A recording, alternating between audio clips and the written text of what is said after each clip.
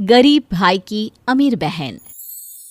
किशोर और पिद्दी दो भाई बहन थे। पिद्दी बहुत खर्चीले स्वभाव की थी। वो जितना कमाती अपने ऐशो आराम में पैसे उड़ा दिया करती। लेकिन किशोर समझदार था, घर को साथ लेकर चलना जानता था। अपनी बहन के जितना कमाता तो नहीं था, लेकिन फिर भी वो किसी तरह घर का खर्च चला लेता था। एक दिन पिद्दी किशोर से कहती है, किशोर तुम थोड़ा ज्यादा क्यों नहीं कमाते? मेरे दोस्त रोज मेरा मजाक उड़ाते हैं। अरे बहन, मैं कोशिश तो कर रहा हूँ। अच्छा सुनो, अगले महीने रक्षाबंधन है, मुझे सोने का हार चाहिए, इससे कम कुछ भी ना लूंगी। अरे दिला दूंगा बहन। किशोर को पूरी रात नींद नहीं आती।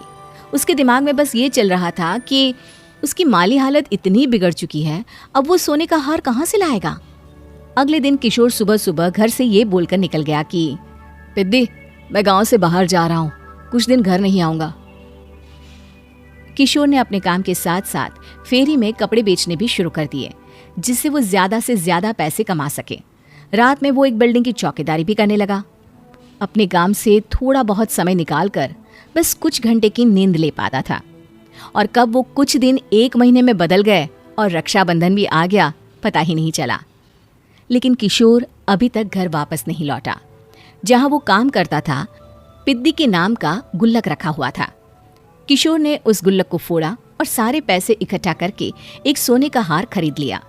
घर में पिद्दी किशोर का इंतजार कर रही थी। तभी किशोर आता है। कहाँ चले गए थे? 4 दिन का कहा था और 1 महीने से पता नहीं कहाँ गायब हो गए थे। मैंने बस एक हार मांगा था और तुमने तो घर ही छोड़ दिया।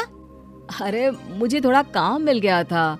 कुछ नहीं, सब समझती हूँ, बहाने थे तुम्हारे। अपनी बहन के लिए इतना भी नहीं कर सकते, कैसे भाई हो? चलो यहाँ बैठो, राखी बांधती हूँ। पिद्दी ने किशोर को राखी बांधी।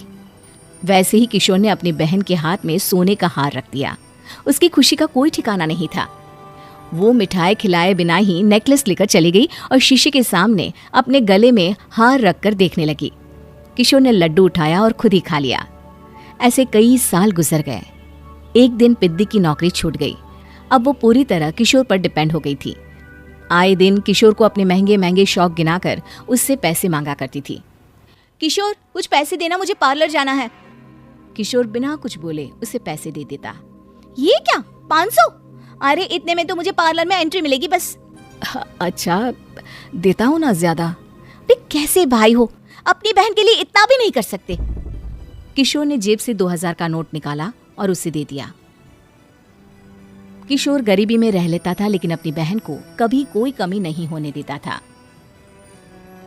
बेटा, पिद्दी तुम्हारी बहन है, उसे कभी किसी चीज की कमी मत होने देना और उसका ध्यान रखना, क्योंकि भाई का फर्ज होता है अपनी बहन का ध्यान रखना। किशोर ने माँ की कही ये बात हमेशा के लिए याद कर ली थी। शायद माँ की इसी बात की वजह से किशोर पिद्दी की हर जिद पूरी करता चला आ रहा था। किशोर, आज मैं अपने दोस्तों के साथ पार्टी करने जा रही हूँ, मुझे कुछ पैसे दो ना। किशोर पिद्दी को समझाता है, लेकिन पिद्दी नाराज होकर चली गई और अपने कमरे में सुबक सुबक कर रोने लगी। किशोर अपनी जेब से कुछ पैसे निकालता है और पिद्दी को दे देता है। किशोर खुद कभी अच्छे कपड़े नहीं पहनता, लेकिन पिद्दी को राजकुमारी की तरह रखता। पिद्दी के जाने के बाद किशोर अपने काम पर निकल गया। एक तरफ पिद्दी अपने दोस्तों के साथ मस्ती कर रही थी, तो वहीं दूसरी तरफ किशोर पैसे कमाने के लिए कड़ी मेहनत कर रहा था। कुछ और दिन ऐसे ही बीत गए। एक दिन पिद्दी एक लड़के को लेकर घर आई और उसे किशोर से मिलवाया। किशोर, मुझे इस लड़के से शादी करनी है, लेकिन इनके मम्मी पापा बोल रहे हैं कि उनको दहेज में एक कार चाहिए, तभी वो मेरा और पंकज का रिश्ता कबूल करेंगे। लेकिन बहन, कार खरीदना कोई सब्जी खरीदने के बराबर तो नहीं है। अरे कैसे भाई हो तुम, अपनी बहन के लिए इतना नहीं कर सकते? देखो, मैं ज्यादा इंतजार नहीं कर सकती, तुम्हें 1 साल में मेरे लिए कार खरीदनी ही होगी। अच्छा पंकज, एक काम करो, कल तुम अपने माता पिता को घर बुला लो, मैं उनसे तुम्हारे और पिद्दी के रिश्ते की बात कर लेता हूँ। अगले दिन किशोर के छोटे से घर में पंकज और उसके माता पिता आते हैं। बेटा, तुम्हारी बहन ने हमारी शर्त बता ही दी होगी। जी बेटा, तुम तो इतने छोटे घर में रहते हो, दहेज कहाँ से लाओगे? मैं अपनी बहन की खुशी के लिए सब कुछ कर सकता हूँ। पंकज और पिद्दी का रिश्ता तय हो जाता है। किशोर अब अपनी क्षमता से 4 गुना ज्यादा काम करने लगता है। सुबह सबके घरों में न्यूज़पेपर फेंकता, दिन में मजदूरी करता और रात में चौकीदारी करता। खूब मेहनत करके किशोर ने अपनी बहन की शादी के लिए पैसे जुटा लिए। उसने अपनी बहन के लिए कार खरीद ली।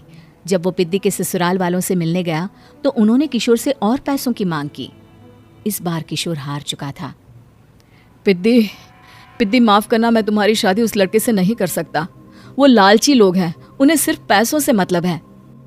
देखो किशोर, मैं पंकज से ही शादी करूंगी। क्योंकि पिद्दी ने तो किशोर की बात न मानने की जैसे कसम खा रखी थी। किशोर ने पंकज को घर बुलाया। पंकज, तुम अपने माता पिता को समझाते क्यों नहीं हो? भैया, वो हमारी शादी के लिए मान गए, मेरे लिए तो यही बहुत बड़ी बात है। हम एक काम कर सकते हैं, दहेज की रकम में से कुछ पैसे मैं आपको दे देता हूँ। अरे लेकिन समाज वाले क्या कहेंगे? अरे जब दुनिया को पता चलेगा तब ना। अच्छा, कुछ पैसे मैं अपने मालिक से कर्ज में ले लेता हूँ। कुछ पैसे पंकज देता है, कुछ वो कर्जा लेता है और अपनी उम्र भर की कमाई वो अपनी बहन की शादी में लगा देता है। आखिर में पंकज और पिद्दी की शादी हो जाती है। पिद्दी की विदाई के बाद किशोर बिल्कुल अकेला पड़ जाता है। अब उसका कमाने में भी मन नहीं लगता। उधारी वाले रोज घर में आकर बैठ जाते हैं।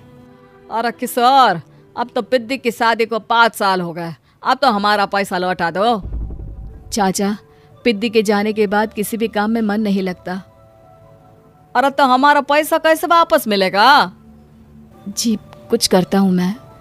किशोर के ऊपर बहुत सा कर्जा चढ़ गया था, इसलिए उसने तय किया कि वो ये घर बेचकर सबके पैसे लौटा देगा। अगली सुबह शहर के किसी साहूकार को उसने अपना घर बेच दिया और सबके पैसे लौटा के वो गांव छोड़कर चला गया। पिद्दी ने शादी के बाद कभी अपने भाई का हाल तक नहीं पूछा।